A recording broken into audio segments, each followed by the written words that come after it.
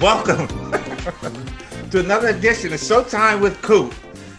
Insightful BS with Laker teammates, NBA legends, and sometimes it's just Ari and myself. And today that's what you're going to get, but you're still going to get an earful because we always bring good eargasm to Showtime with Coop. Ari, how are you, sir? Great, man. I love the way you say that. That's good. And you got to hear from some of our fans of the show while you were out signing autographs. So that's pretty cool too. You know what? The fun part about this, Ari, is that, when we do this, you're in your place, I'm in mine, and whoever the guests that we bring on, we just talk. And we hope that people are listening, but they are. I didn't know that. I was at a signing in Chicago, and a Boston Celtics fan, well, he was from LA, but he lives in Boston, and he comes up to me and he says, "You know what, Coop, I listened to you and your guy Ari, and you guys are so insightful, and you're funny, and you guys tell the truth." And so he had me sign a picture for him and his son, and then I stood up and took a picture with him, and he says, "Coop, do you think if I go get a basketball that you could put 'fuck the Celtics' on it?" And I was a little shocked, but I said, "Hell yeah, come on, go get the ball." So I ended up just signing F blank blank K, and I think you got what they meant on that. And I mean, he loved it to the fact, but it was just an honor and real exciting to me that people do listen. This is kind of like underground radio, don't you think, Ari? Oh yeah, absolutely. And I love, even though you've had, we've obviously had Cedric Maxwell on, and you've buried the hatchet with some of these Laker Celtics guys like that. I mean, I can't say it enough, man. That rivalry defines the NBA, and as much as you'll diminish it at times, or defer from it. I mean, it is, you think about how popular the NBA is, and it is only on its way up for more and more popularity. I mean, it goes back to you guys building the foundation of this thing. And that's what I'm starting to realize, Ari. I'm starting to realize is that what we did back there, it was a fleeting moment of greatness, but it has lasted and sustained and has built this big snowball, if you want to say, using an analogy, rolling downhill to where it's only getting bigger and better. And some of these guys, you see them out there now, and we'll talk about the big three in a minute, but some of the guys will talk basketball, and even those guys, Mario Chalmers, Joe Johnson, they still give us that respect, because you've got to figure that some of the coaches are Rick Barry, George Gervin, Rick Mahorn, Dr. J, Steve Mix is Dr. J's assistant coach, Gary Payton. These are all the people that started the blaze the trail for these guys. And it's nice to be recognized, but it's even more nice when the fans recognize it and really pay homage to us in a sense of getting the NBA to where it is today. Well, and it's funny because the guys you just mentioned, way better NBA players historically than any of the guys in the big three in our mind. But so let's start this off. We'll talk, as we said, about the big three, mentioning those guys there. The big three is on the rise, man. It really is. And it's a shame that the Olympic Committee or whoever the powers to be couldn't let our championship team into that, because we'd kick them guys' ass, man. I'm telling you, I watched that 3-on-3. Why don't they? Pardon me? Why don't they? Well, I can't really give you a true answer. I'm gonna just say that I don't think that they wanted to allow it because it wasn't NBA sanctioned in a sense. So I think that may have something to do with it, but that's just my assumption on why it didn't happen. That makes sense. They have to let it happen, because if you're gonna have big three, and the Olympics is about the best sport event for the world, you're excluding that team. And Joe Johnson and the group they got, the triplets that Lisa Leslie coaches, that won the championship last year and are now 4-0 in the league going forward, are I don't think any of the teams that won, any of the teams, especially the USA team, men's team, could have beaten this team here. This team is real solid, and it's professional, and they play hard, man. Well, and look, with all due respect to Joe Johnson, who was a really good scoring player, I mean, he was on a lot of bad teams that didn't win anything, right? So I'm glad he's finally winning something. Hey, anyway, I look at it like this: any way you can get a championship, baby, right? Get one. Absolutely. And he was on a lot of bad teams, or mid-tier teams, for a long time. Well, Joe's averaging 29 a game, and dude can fill it up. That was never a problem for him. Our ultimate goal point wise is 50 points. He's averaging 29 for his team. So he takes a lot of pressure off his teammates. All they got to do is score 19 points, 20 points, something like that, maybe a little bit. to win the game. But, it is truly a great league. This week, we're going into our 4th week. We leave tomorrow to go to Chicago.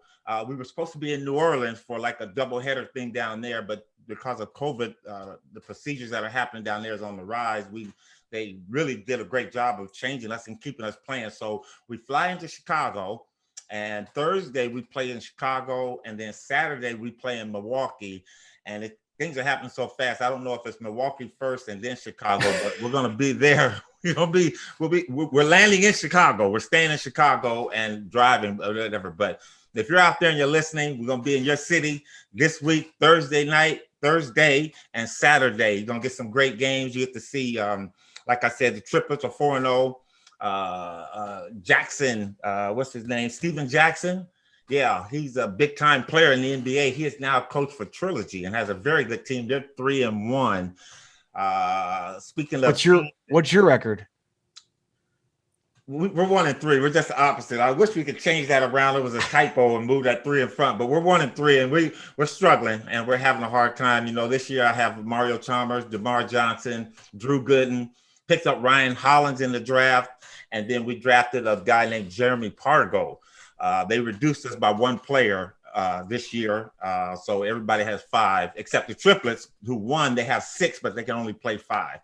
So, we had some tough games, lost a tough game the other day against Doctor's team, who has Nate Robinson and Jason Richardson. And Jason didn't play, but Nate was there, and they had brought in some guys, and it was just a debacle. But, we're going to get fired up, and we're going to be charged up. In all honesty, how much coaching do you do in there? You know what? It's really not a lot of coaching because it's 3-on-3. I mean, you want the guys to go through some things, but it's more like I was talking to Lisa, and I saw her in the hallway there, and she stopped me. She goes, I said, Smooth, you know what? Don't think you're bad because you're winning and stuff like that. She goes, Coop, I don't think I'm bad because I'm winning. I'm doing what you did for us with the Sparks. And I said, well, what is that? I did a lot of things I like to think. She goes, Coop, the 2 important things you did for us with the Sparks that I'm using with these guys is, 1, you let us, and I used to ask them, y'all tell me what's going on out there. Y'all are out there. And she said that you don't know how important that is because a lot of coaches just want to see it from their angle and they're going to coach from their angle. She said, but you asked us what was going on, so we were able to make adjustments as a team. Wow. She said, but the biggest and best thing that you did is that you always made us feel good about going out there to play and about ourselves. Hey, you're the best. You better than that player. And, yes, I'm a competitive nature, but it's still about the whole team. And she said, that's all I do with our team, with Joe. She said, I make them feel good about themselves. And she's making them feel real good because they 4-0 and it looks like they're going to go undefeated this year. Wow. No, I mean, and obviously from a fan's perspective, you think of the schematics of a coach, and designing plays, but I mean, the motivational piece, confidence piece, understanding the psyche of the roster in the locker room. I mean, that's, to me, what I've noticed, way more important in coaching than anything else. That's probably like the most important part of coaching in any sport. Well, big time. You got to get your players to feel good about themselves and want to play for you. That was the one thing Pat Riley used to do with us when we played, is Riles could get us fired up to where, and we do this as the metaphorically run to the wall type of thing, but we would run to the wall for him, but because we knew he was with the team with us, maybe he was in the back and our heads was hitting the wall and right. He was going to walk through while we busted our heads to get through. It's still that kind of science behind it, or that psychologically motivating technique that you use, is to get the players to play for one, everybody buy in. And she's done that with her team. You talk about plays in the big 3. You've got some things where you can do a 2-man game, or you throw the ball. You're not running a motion offense, and you got to cut away and do some motion. That's all it is. But again, it's just about the big 3 mainly is about having some people that can go. George Gervin this year has a team called Ghost Ballers, and the Ghost Ballers are 3-1, and George was like 0-8. I mean, he was 2-8 last year. But now he got a kid named Mike Taylor. He has a guy named Chris Johnson, I believe. He has Ricky Davis. Ricky Davis with the Celtics. Yeah, those guys are playing well together. But this Mike Taylor kid, He's probably the most hip hopest kid. He's always dancing before the games, and they make this big intro. But they're playing extremely well. So, and George just sits over there like this. He doesn't move or anything. He sits, and every now and then he'll go. I really do believe he's just moving his mouth. He's not saying anything. He'll go, and it's actually funny to see. But they're playing well. So 3-on-3, the big three is getting bigger and better, and we're going forward. And this year of all years, we have to be playing a little bad. Like I said, we're 1-3. 2 years ago, we started 1-4, but we end up making it to the playoffs. Playoffs are in the Bahamas this year. And what a vacation. It could be a working vacation to go to the Bahamas. You'll be there for 5 days in Grand Bahamas. And where are the playoffs usually? Huh? Where are the playoffs usually? Well, the last championship before COVID was here in Los Angeles at Staples Center. So Lisa won it at home on her court. And that doesn't sit well with me, because here she is, a new coach that didn't know what was going on. And here she is, she walks into a championship kind of like Steve Kerr did when he was with Golden State. But it's an homage to you. She won a title based on your tutelage as her coach. So, she's part of the ring for it. She got a ring. I didn't get a ring. Yeah, you can pat me on the back all you want. I want the residuals that come with that, man. But that's about the big three. Everybody got the big three coming to your town: Chicago, Milwaukee, Chicago. Either one, we're gonna be there. It'll be in the paper. The media outlet will be bursting high out there. That's for this week coming up.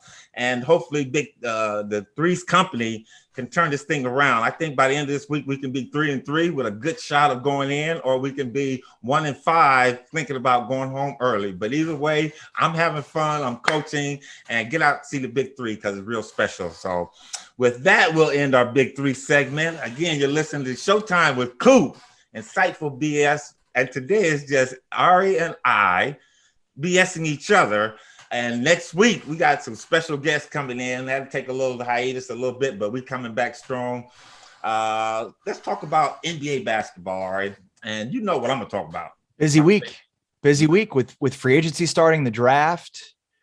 So, already the Lakers. Let's start with the Lakers, I guess. Unless you want to start with the Clippers. I'm starting with. I'll end with the Clippers, but we're going to start with the Lakers. Lakers, I thought, did a great job. The hierarchy over there is doing its job again. All right, let's start with Russell Westbrook, because look, they made a bunch of moves. They lost Caruso. They bring back Dwight Howard, Ariza. But how is Russell Westbrook going to coexist with LeBron? Is this a good move? I think it's a great move, and I think for this, because I think the trials and tribulations of Russell Westbrook moving around. OKC, Houston, Washington. This can kind of like be a landing spot for him. Went to the UCLA, right? Hometown for him. What a great place to just kind of mesh, and where you don't have to do it all. And I think Russ is a competitive player, but he's also a player that want to be recognized as a champion, or at least to play for one. And I think that's, Chris Paul, that would be his, and I think should be his swan song on the way out. Hey, I got a chance to play for it, and never had. So I think Russ will look at it like that. I think LeBron is accepting of that. I think LeBron is willing to hand the ball over, because you know what? Russ still has some energy left in him. He has about a half a tank, because he keeps his body in great shape. And I think they'll allow him to do what he wants to do. He knows he's playing with the other superstars, so he's going to have to share the basketball. But when the time comes, you got a point guard that can go get his, both offensively, on them boards, and can give out 10+ assists on any given night. And I think that's going to be an addition that the Lakers are going to love to have. I think, you're going to have him on the ball, obviously, at times. You're going to have him off the ball at times when you want LeBron handling the ball. The thing about Russell Westbrook that makes him great also makes him tough. He's just a whirling dervish. You can't scheme around him. You kind of just have to bend to what he does. He is so athletic and so powerful that it's just, he just, when you look at his past experiences with other teams, that's been what makes him great has also been his problem, that you can't devise schemes around him. He's just kind of his own offensive ecosystem. And I think this will be one of the biggest challenges of LeBron's career, is trying to figure out, leadership with him, because he's such an alpha, but also, how to coexist with him down the stretch of basketball games. Because again, there's going to be, you think about 82 games, whatever they play now. They still play 82. They play more or less now. But they're going to move. No, they're going back to 82. So, I mean, 82 games, you're going to have the ups and downs of, this game, Russ takes over and he's on the ball. This game, LeBron. But in the playoffs, down to crunch time, I'm just interested to see how they coexist. I think if anybody can make it work, LeBron can do it.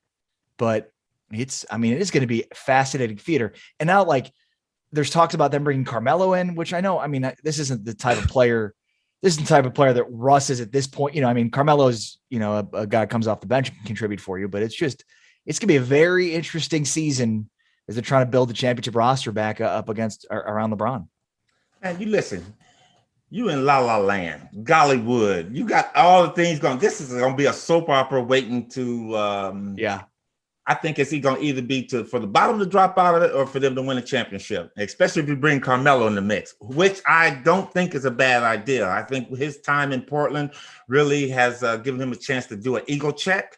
And Carmelo is a good guy, man. He really is. He just wants to win. But again, when you've always been a scorer all the way back from your first AAU team when you were 11 years old, it's hard to change that. But I think he's changed that. It's a great landing spot for Carmelo. Who wouldn't want to be in Los Angeles too? But I think if they were to put those 4 stars together, well, let's just do it with the 3 first with Westbrook. That I think is going to be okay. I think if LeBron could get Kyrie Irving to buy in when he was at Cleveland, but right. If you saw, he let Kyrie do a lot of scoring, which also helps LeBron. I think he can do that magic, work that magic with Westbrook. That's a great point. AD is another in the mix guy, and you know what? The only way AD is going to be that superstar player is he has a basketball, and I think Westbrook knows that coming in. Last but not least, Coach Fogel is going to have a big fun time with this word load management, because now you can sit LeBron 5-10 games and let Russell Westbrook do his thing. Right. And all he has to do is just be competitive and competent with AD and the other players they got in. They're going to be successful. So it's going to be fun to watch that. So let me ask you this. What do you think was the biggest flaw of last year's Lakers team? The biggest flaw was Rob Pelinka letting Dwight Howard and JaVale McGee get out of LA. That was the biggest flaw. I think they could have survived through everything else had you had one, if not both of those players, because now you don't have to play AD so many minutes. You don't have to live with Gasol shooting threes and not doing anything else. You got somebody that if we make a mistake on that defensive end around the perimeter, you got some rim blockers there that'll block shots or at least intimidate or contest shots. You kind of got half that scenario back and going to get Howard. That's one that's hard to swallow, I bet, for him. But you know what? You got to swallow that pill, Rob, because, again, that was a move that you made a mistake on, and it costed you a championship because now you asking AD not only to score, but play defense and play big minutes, and his body just couldn't handle it.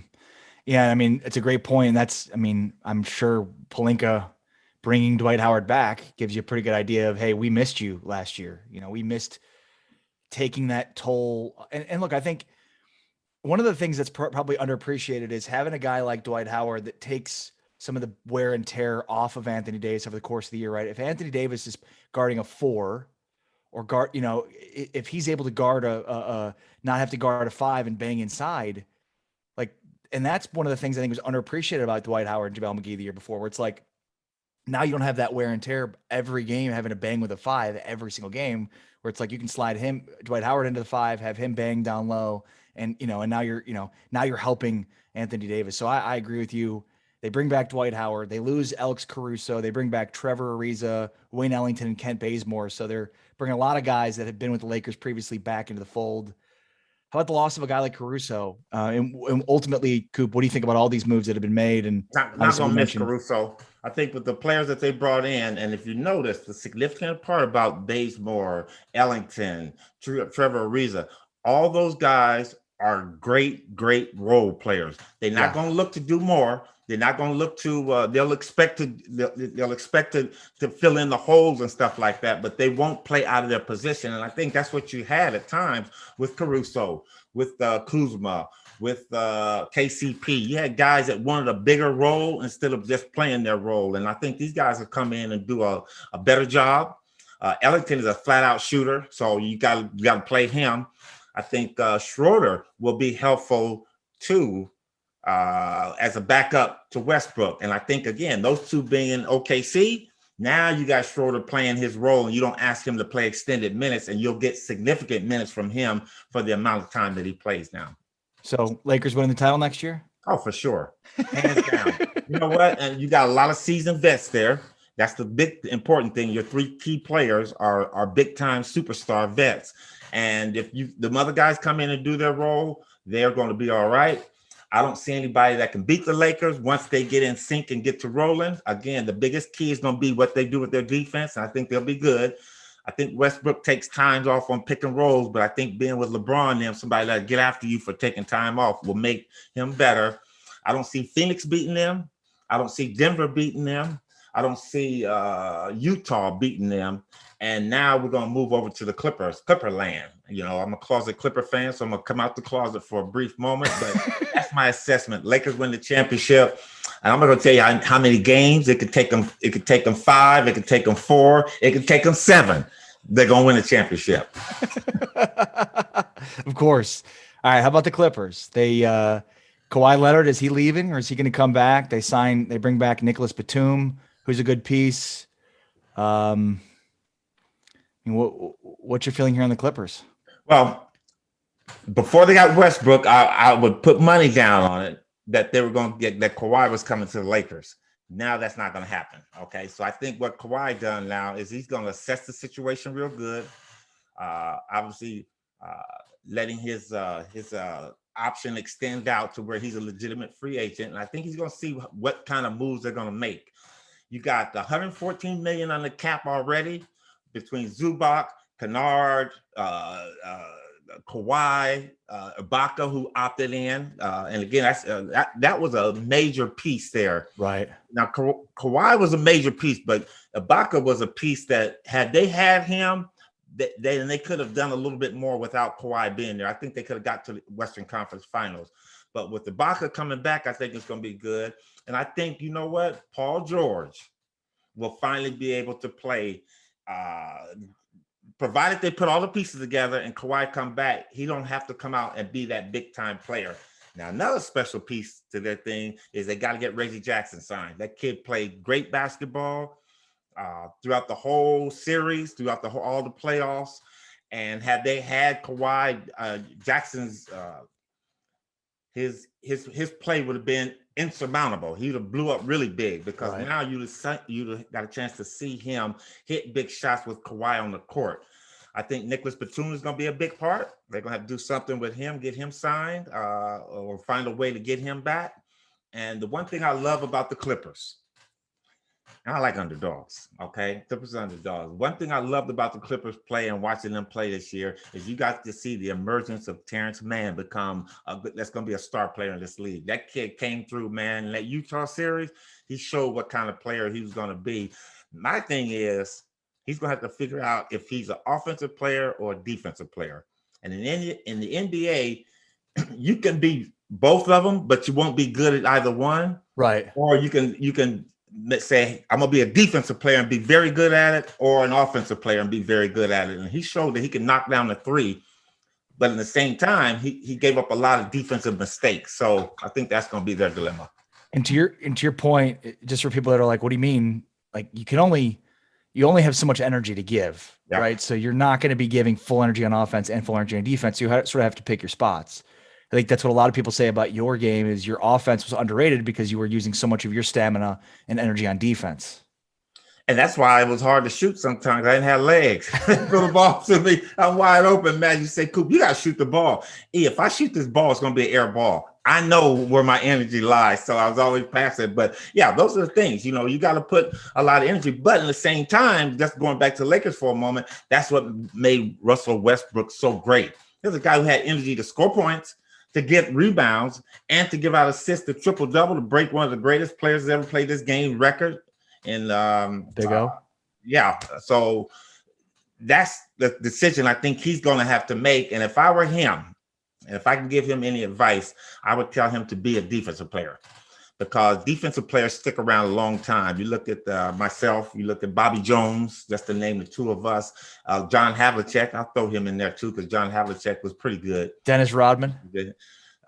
Dennis Rodman was a rebounder. I don't consider him a defensive player. He was a great defensive player. That's why I'm not offended that he got in the Hall of Fame, because I'm not hating on anybody to get in there, but he got in being a rebounder, which is a good thing. You can be, but he wasn't a defensive player. Magic kicked his ass when we were playing with Detroit. Was taking him that first game, wore him out. Dennis who? Oh, yeah, okay. Anyway, I digress. I love that you're like, Dennis wasn't a good defensive player. One of the greatest offensive players in the history of the league, Magic Johnson, scored on him. Like, of course he did. Magic scored on everybody. It's like Larry Bird scored on me all the time, or George Gervin scored. But people are saying Michael Cooper's greatest defensive player. All right, you can throw him in there. I'm going to just throw him in there. But I think Terrence Mann has to do those type of things. I would say be that defensive demon for them, because he can do that. He's kind of limited though, because he can only play 1-2s. Some threes might be too big for him, but he has that toughness about him. But I mean, you can kind of do both a little bit. Be a good. I did it for 1 year in '87, knock down threes, and yeah, you can do it for 1 year. But I think you saw a true star come out him and the Clippers. Can the Clippers win a championship if they get everybody back? The luck of the draw, they stay healthy. I think they can compete with the Lakers, and it would be nice to see both of them meet in the Western Conference Finals. Yeah, something we certainly thought we were going to see this year. The Clippers get to their first ever Western Conference Finals. That is unbelievable. I mean, I know it's like you were on the Lakers when the Clippers were so bad and so brutal, and they had been for so long, but it still is unbelievable that 50, 60 years of basketball, they finally play in the Western Conference Finals for the first time ever. I mean, the Lakers, they've probably been there like 50% of the time. That was our playground, the Western Conference Final.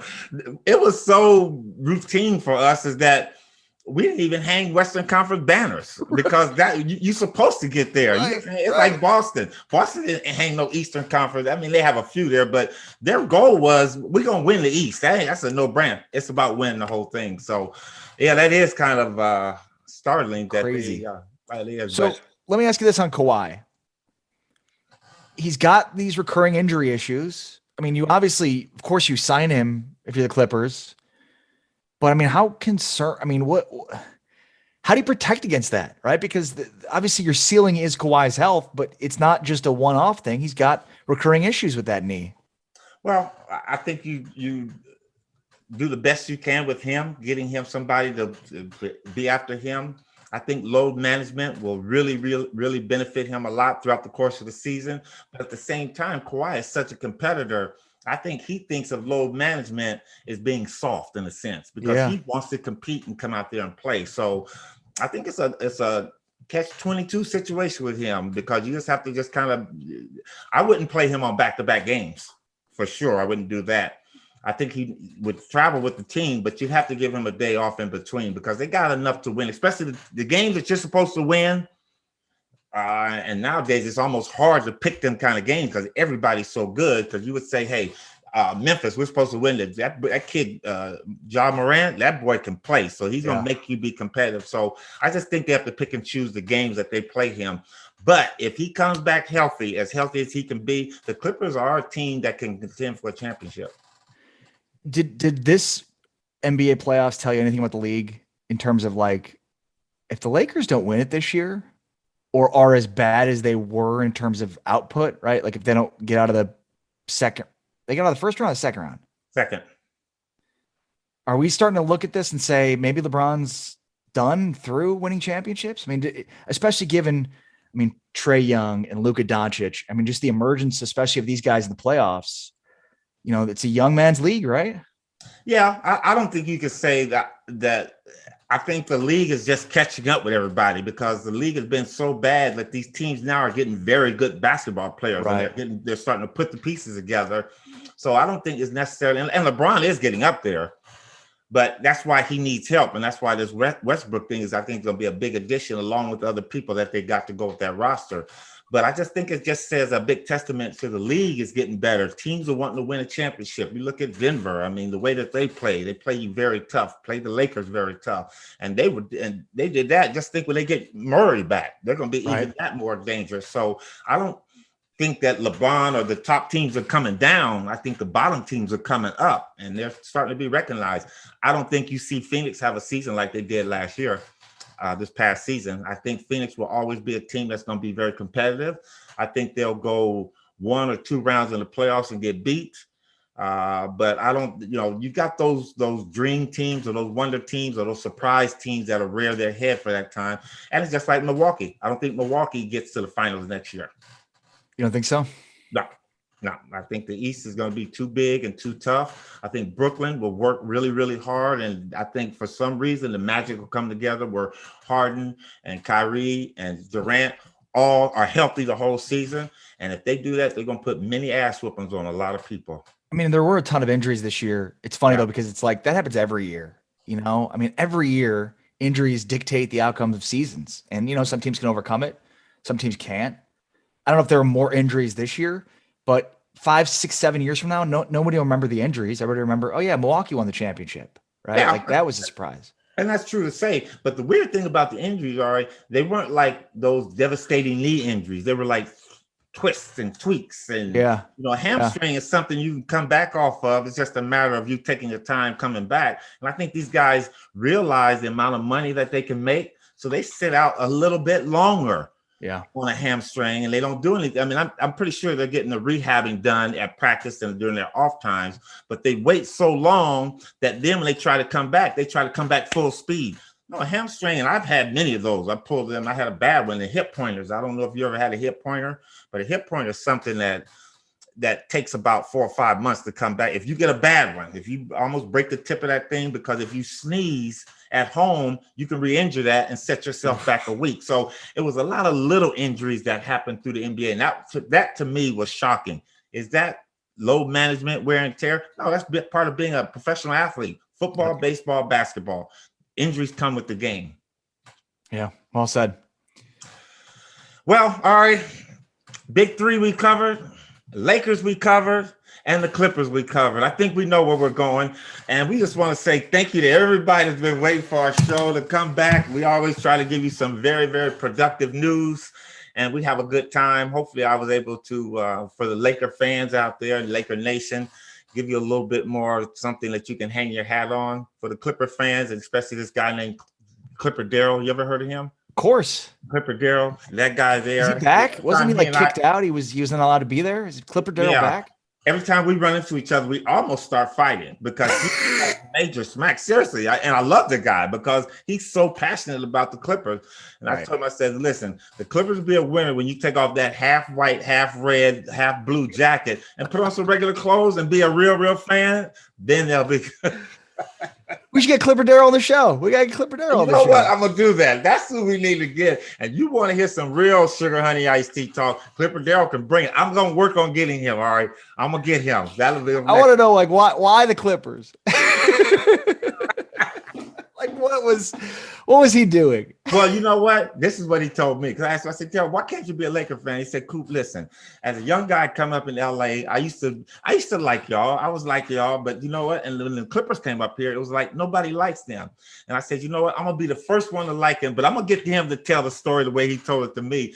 And I said, you know what, Darrell, that's a shame because you know we really could use you on our bandwagon. We could. He would have been a good voice for us. But you know what? He loves the Clippers and he loves them passionately. Yeah. And he's right. There's no Clippers fans, so it's good to have one. That's a wrap. Again, you've been listening to Showtime with Coop, insightful BS by the Laker legend teammates and NBA legend friends. But today it was just Ari and I, and like two old married couples, we're getting ready to tell you goodbye because that's the end of this show. See you, Ari. See you, brother.